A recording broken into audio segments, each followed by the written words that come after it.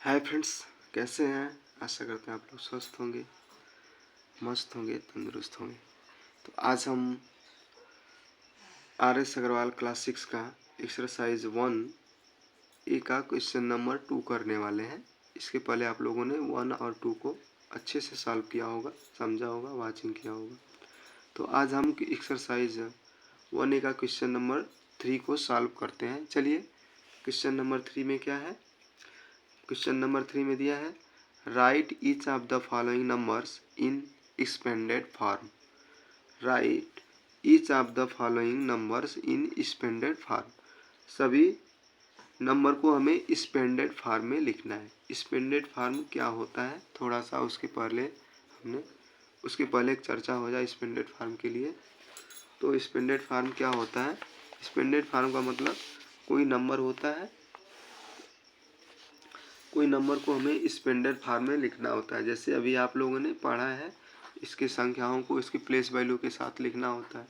Expanded form जैसे कोई संख्या है, जैसे 1 2 3 5, तो जो संख्या है जिस स्थान पे है उस संख्या में हम उतने का गुणा करके हम उसको लिख देते हैं, मतलब प्लस करके लिख देते हैं। तो जैसे मान लेते हैं हम इसको 1 बोलते हैं, इसको 10 बोलते हैं, इसको 100 बोलते हैं, इसको 1000 बोलते हैं। तो 1 वाली संख्या में 1 का मल्टीप्लाई करेंगे, 10 वाली संख्या में 10 का मल्टीप्लाई करेंगे, 100 वाली संख्या में 100 का मल्टीप्लाई करेंगे, 1000 वाली संख्या में 1000 का मल्टीप्लाई करेंगे।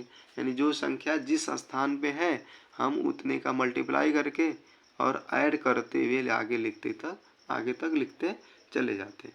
ठीक, यही होता है आपका एक्सपेंडेड फॉर्म। ठीक, तो एक्सपेंडेड फॉर्म, चलिए क्वेश्चन को सॉल्व करते हैं।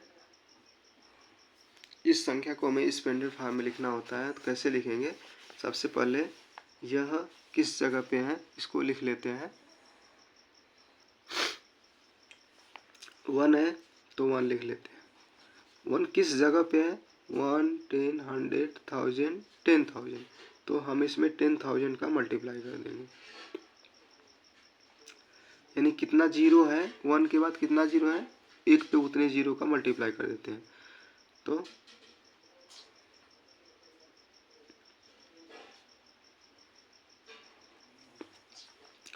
यानी जो भी नंबर है तो उसके बाद जितने अंक हैं एक पे उतने जीरो का हम मल्टीप्लाई कर देते हैं।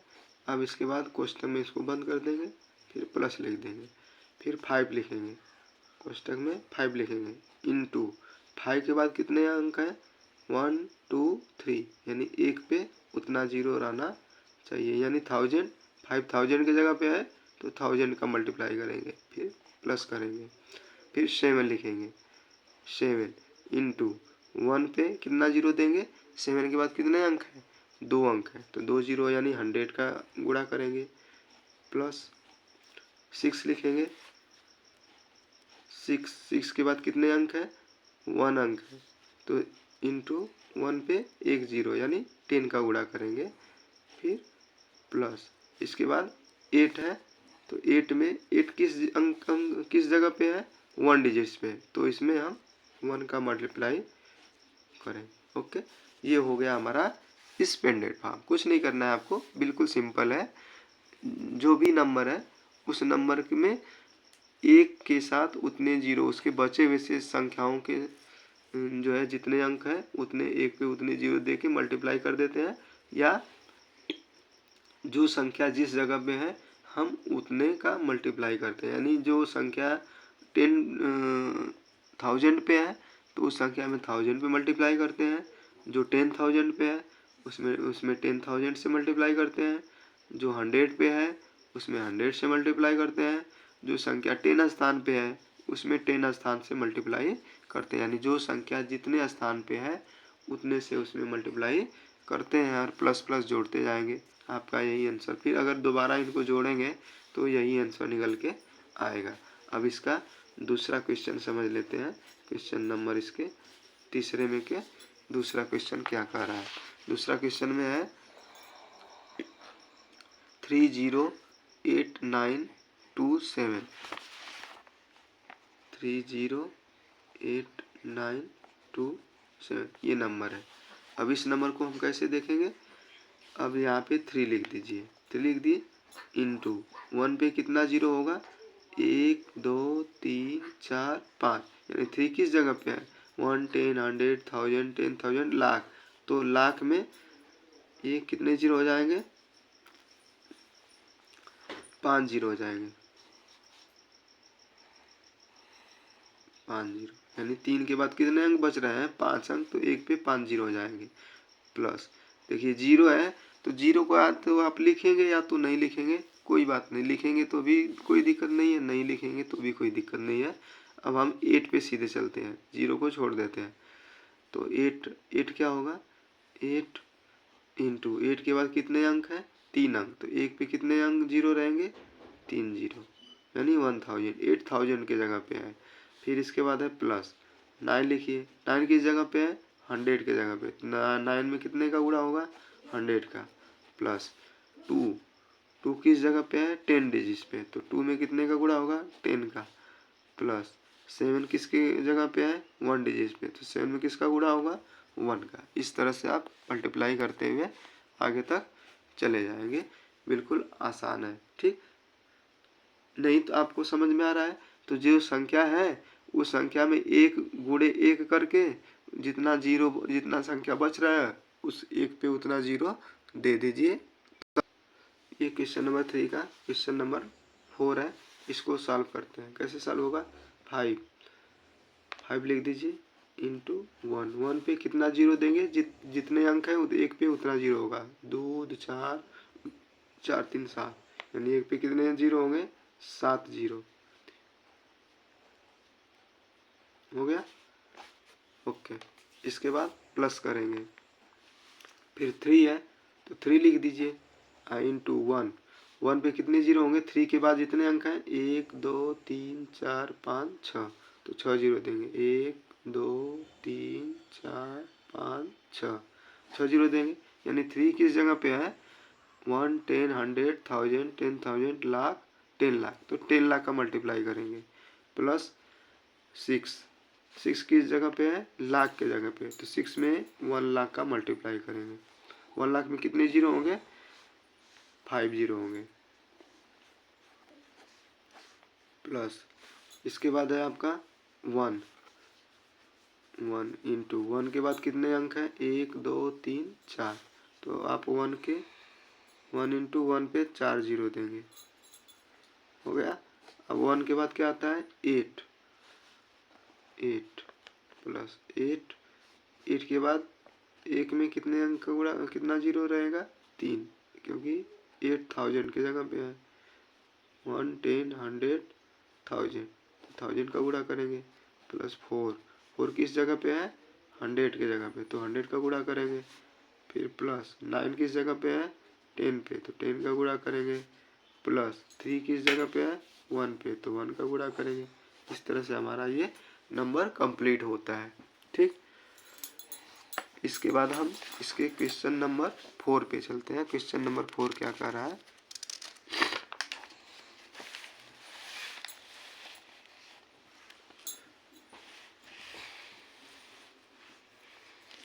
क्वेश्चन नंबर 4 है, right the corresponding number for each of the following. अब इसको आपको करस्पॉन्डिंग नंबर को ईच ऑफ द फॉलोइंग, इसको हमें शॉर्ट फॉर्म में लिखना है। तो शॉर्ट फॉर्म कैसे लिखेंगे, चलिए यहाँ पे 6 है, 6 into 10,000, 2 into 1000, 5 into 100, 8 into 10 plus 4 into 1, इसको हमें शॉर्ट फॉर्म में लिखना है, नंबर में लिखना है। तो नंबर में हम इसको कैसे लिखेंगे, एक बात थोड़ा सा आपको ध्यान देना पड़ेगा। इसमें अगर मान लीजिए अगर जीरो नहीं है, जैसे हमने बताया कि अगर जीरो नहीं है तो हम इसको छोड़ देते हैं। अगर इसमें जीरो छोड़ा होगा तो हम कैसे पता कर पाएंगे, तो यहाँ की जीरो छोड़ा हुआ है तो हमें यहाँ पे संख्याओं को काउंट करके देख लेना है कि यह संख्याएं सीरियल नंबर से हैं कि नहीं है। मतलब कि जैसे यदि यहाँ पे 6 में कितने का गुणा किया है, 1 पे 4 जीरो का गुणा किया है, तो इसके बाद वाले में हमें 3 जीरो होना चाहिए, फिर इसके बाद वाले में 2 जीरो होना चाहिए, फिर इसके बाद वाले में एक जीरो होना चाहिए, फिर इसके बाद कोई जीरो नहीं होना चाहिए। इस तरह से यदि है तो पता करते हैं, इस तरह से यदि है तो बिल्कुल सीरियल नंबर से है, कोई छोटा नहीं है। अगर छोटा रहता तो वहाँ पे हम जीरो देंगे, ठीक। तो इस तरह से 6 है, तो 6 किस जगह पे 1 10 100 1000 10,000, तो 6 10,000 पे है, यानी 60,000 62,000 होगा ना। तो इसको हम लिखेंगे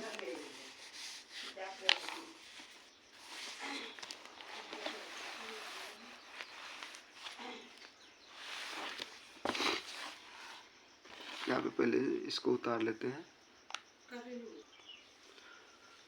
इसको सॉल्व करते हैं। पहला क्वेश्चन है 4 का, तो क्या है 6 लिख देते हैं यहाँ पे। 6 में यानी किस जगह पे 1 10 100 1000 10,000 10,000 पे है। तो अब इसके बाद हमें देखिए यहाँ पे 2 2 4 जीरो है ना। अब यहाँ पे कितने जीरो हैं 3 जीरो, यानी 4 के बाद 3 जीरो आएंगे, तो इसका मतलब यहाँ पे सही है। 6 2 3 के बाद 2 अंक है तो 5, इसके बाद 1 जीरो है तो 8, इसके बाद 4। ये आपका कंप्लीट हो जाता है 62,584। यदि मान लेते हैं बीच में कहीं कोई अंक छोटा होता है, मतलब नहीं होता है, तो उसके जगह पे लिखता है चाहे नहीं लिखेगा। तो जब नहीं लिखेगा तो इससे हम पता कर लेंगे कि यहाँ पे 4 जीरो लगा है तो यहाँ पे 3 जीरो होना चाहिए, यानी उससे एक कम जीरो, फिर इससे एक कम, फिर इससे एक कम, फिर इस तरह से होता है, ठीक। अगर नहीं तो कहीं पे लिखा होता तो ऐसे ही हम देख के पता कर लेते हैं, ठीक। इस तरह से इसका अगला क्वेश्चन देखिए। अगला क्वेश्चन क्या है इसका,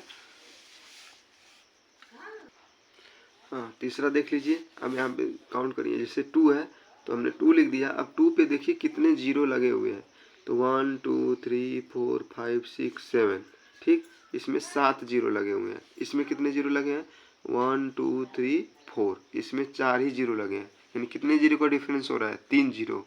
इसका मतलब क्या है, यह किस जगह पे है 1 10,000 10,000 लाख 10 लाख करोड़ 10 करोड़, यह 10 करोड़ पे है ना।